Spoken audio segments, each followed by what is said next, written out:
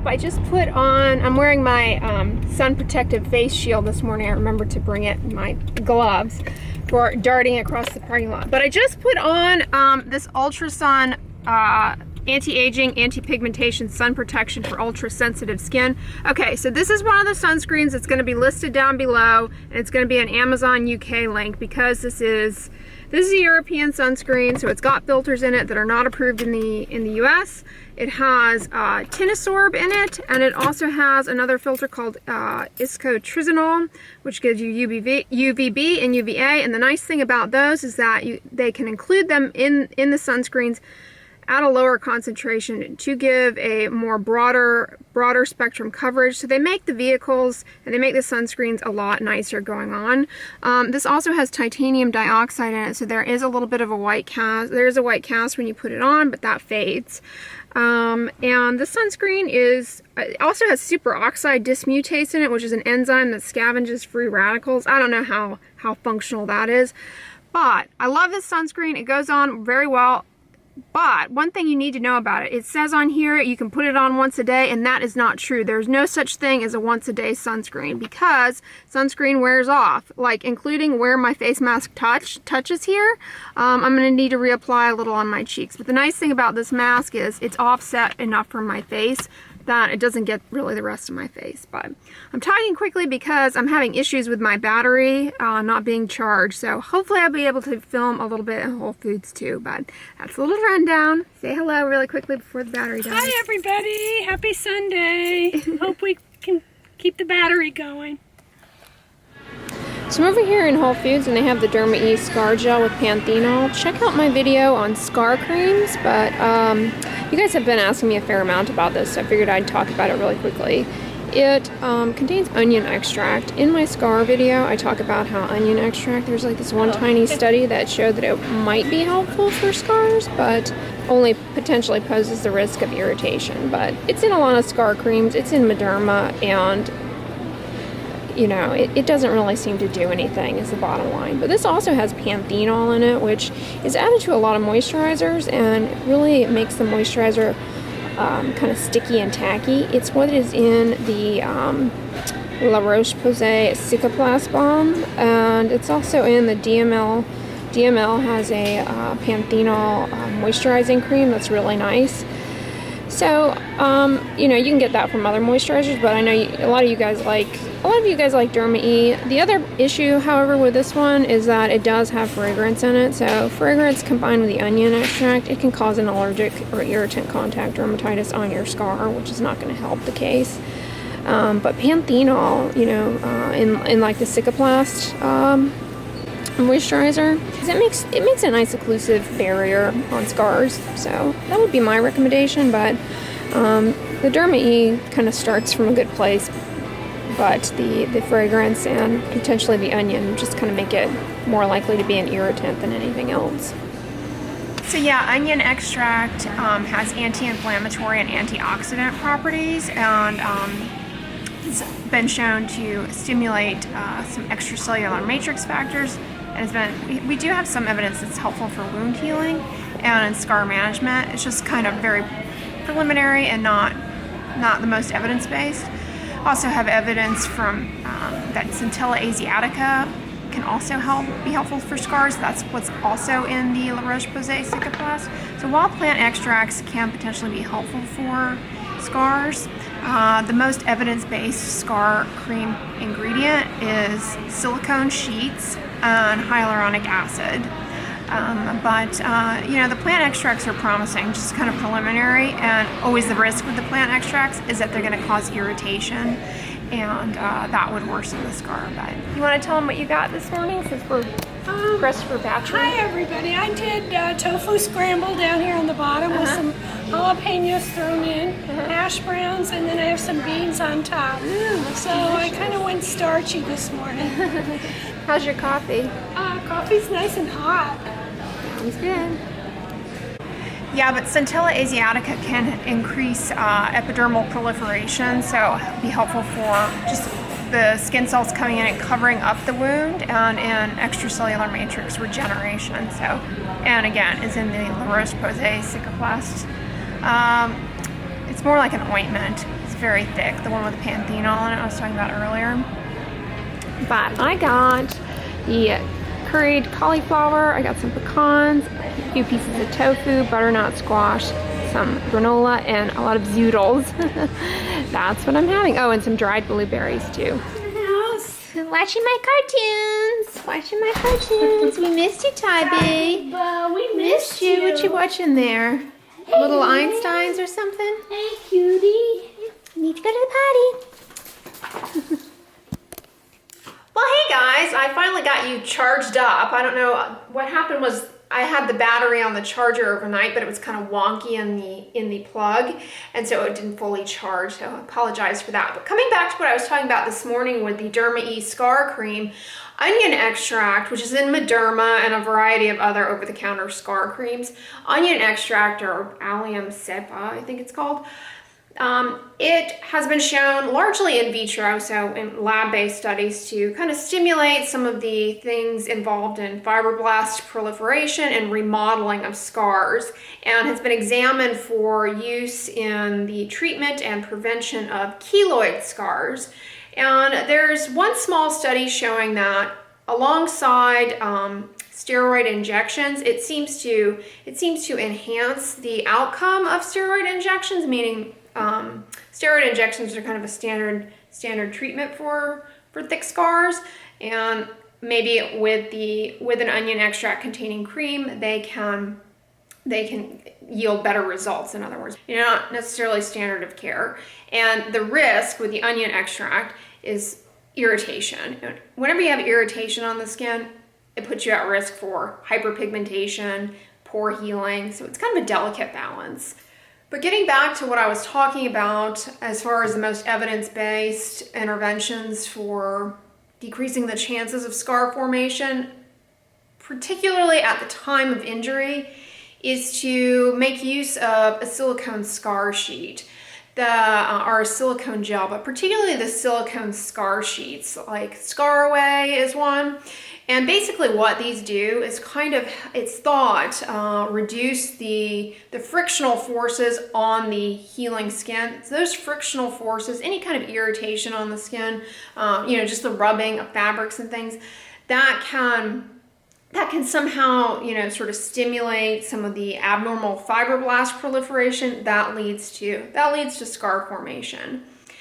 If you go back to my scar videos, though, I will point out that after there's inflammation in the skin, it can leave behind a dark stain. That's called post-inflammatory hyperpigmentation. And a lot of people assume that is a scar. It's not a scar. It's not scar tissue. It is post-inflammatory hyperpigmentation. It is, residua of a healed inflammatory lesion, and slowly with time, it will go away on its own. So that often can improve by itself, particularly if you are good and aggressive with the sun protection. I think the thing that slows down resolution of post-inflammatory hyperpigmentation the most is inadequate sun protection. But yeah, that post-inflammatory hyperpigmentation is not a scar, so nothing that if onion extract is helpful for scars, it's not a treatment for post-inflammatory hyperpigmentation, in other words. So sunscreen is a better choice in that situation. But if you have a true scar, like after you've had a surgery, you have a scar, after you've had an injury and there's a scar, true scar tissue, just silicone sheets are the most evidence. Tybee just sneezed in his sleep. He's so cute. Silicone sheets are the most evidence-based, and hyaluronic acid also is another it's hyaluronic acid containing gel cream, just to lubricate the skin, basically, like the sex gel. A little lubricant on the tissue can help to minimize frictional forces. Same way lubricants work down there, they can be used to minimize the chances of forming a thickened scar. So yeah, that is a little scar update. I'm kind of tempted to make that cornbread that I made. My mom went to run an errand, by the way, if you're wondering why I'm here by myself. I'm not here by myself, I'm with little boy who we played with his little bouncy ball while you guys were recharging. But I'm tempted to make that cornbread that I made over New Year's Eve. Because my mom still has that cornmeal, and I'm kind of feeling like doing that.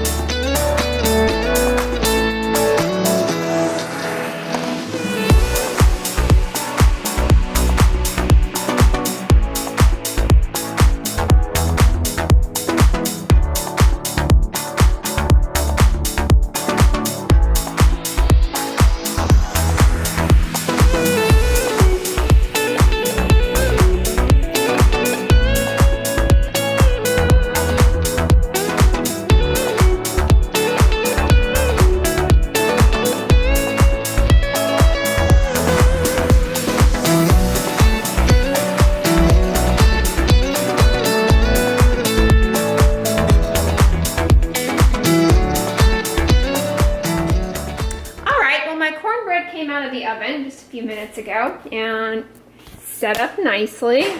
I will put the recipe down below in the description box for you guys, but I use a mixture of coarse ground cornmeal and oat flour, which is just rolled oats pulsed in that little Cuisinart baby food processor my mom has.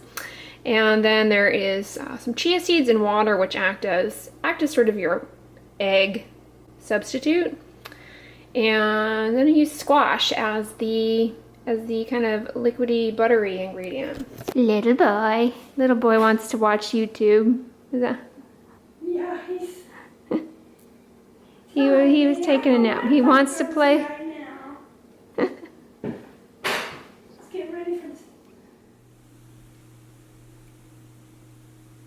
Well, hey guys, what's up? I'm rocking my new Madeline frames. And I'm thinking I'm going to go online and order the Lyles. I was really harsh on Lyle in the beginning, and going back and looking at the footage, I kind of like Lyle too. So I think I'm going to sneak on there and order those tonight. Hopefully I remember. My eyeglass prescription though is going to come up for renewal towards the end of February.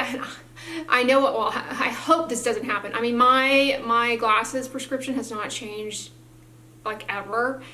This will be the one time that it does.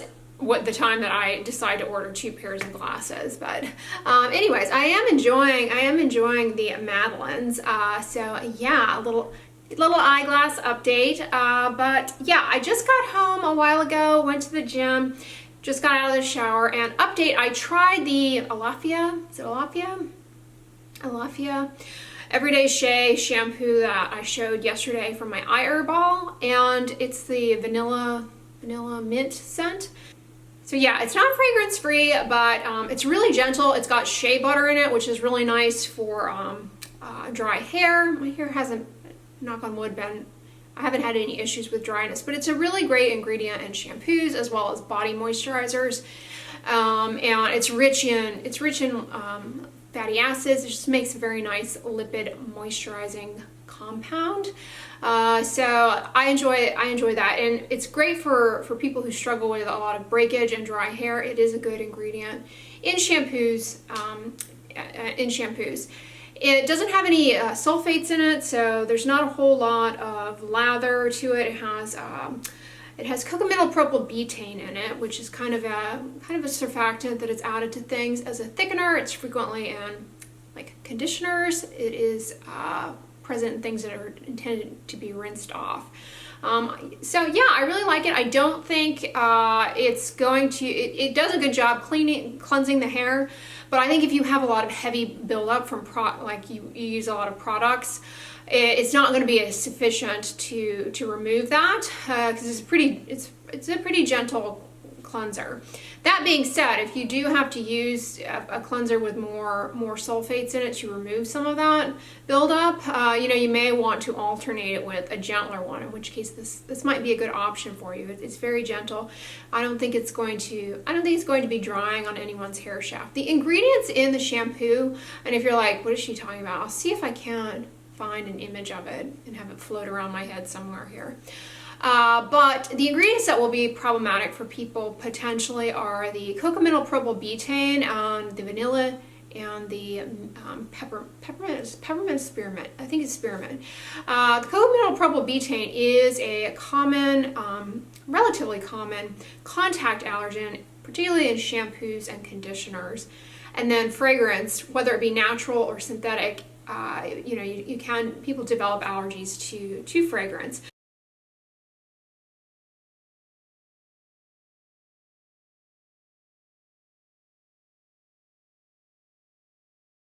And when you develop a fragrance allergy or an allergy to something in a shampoo or a hair dye, the way it presents is with like eczema type rashes, actually behind the ears and on the back of the neck and kind of on the upper back, as well as around the face. That is kind of the pattern for hair care product related dermatitis. It's related to being a contact dermatitis. So it's, you know, I've seen several cases of people who present with just like this chronic itchy rash on behind their ears, on their face, eczema-like patches, and you put them through patch testing, and they, you know, it turns out they have an allergy to something in the shampoos. The most common ingredients are things like cocomineal propylbutane, fragrance, and sometimes preservatives, particularly methyl isothiazolinone. That has continued to rise as far as contact dermatitis. And you know, contact dermatitis can still develop and be a problem even with things that are not left on the skin and are rinsed off. So they're not foolproof, but they're obviously less of a risk than leaving things on your skin. But long story short, I did really like my first rinse with that shampoo. We'll see how my hair holds up. I do love still the Attitude Leaves shampoo, is it called? I ran out of that and I would definitely repurchase it, but I get like a little bit attention deficit when it comes to shampoos, and I skip, you know, I bounce from shampoo to shampoo. I like to try something new. Each time I have to buy a shampoo, I never buy the same shampoo twice, it seems like. I also really like that Creasy shampoo that I was getting at H Mart for a while. That was really nice, not drying. But you know, I have such a minimalist hair care routine. I just shampoo my hair daily, and that's not going to work for everybody. I shampoo my hair daily, and I don't use conditioner. I don't heat style my hair.